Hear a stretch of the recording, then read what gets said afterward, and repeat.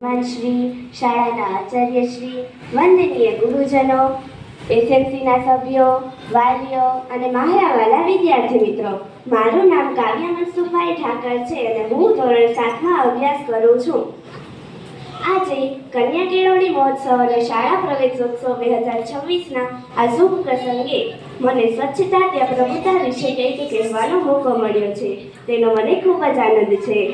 બધા જાણીએ છીએ કે સ્વચ્છતા ત્યાં પ્રભુતા છે. સ્વચ્છતા આપણા જીવનનો એક મહત્વપૂર્ણ ભાગ છે. જો આપણું ઘર, શાળા અને આસપાસનું વાતાવરણ સ્વચ્છ હોય તો આપણે સ્વસ્થ રહી શકીએ છીએ. ગંદકીથી અનેક રોગો ફેલાય છે.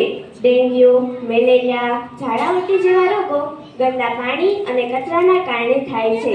પ્રધાનમંત્રીશ્રીએ પણ સ્વચ્છ ભારત અભિયાન શરૂ કર્યું છે, જેનો મુખ્ય હેતુ આપણા દેશને સ્વચ્છ બનાવવાનો છે. આ અભિયાન ફક્ત સરકારનું જ નથી, પરંતુ આપણા બધાની જવાબદારી છે.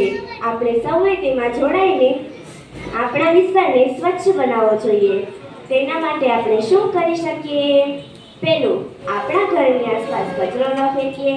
બીજું, કચરાપેટીનો ઉપયોગ કરીએ. ત્રીજું, પ્લાસ્ટિકનો ઉપયોગ ઓછો કરીએ. ચોથું, શૌચાલયનો ઉપયોગ કરીએ. પાંચમું, વૃક્ષો વાવીએ અને તેમનું જતન કરીએ.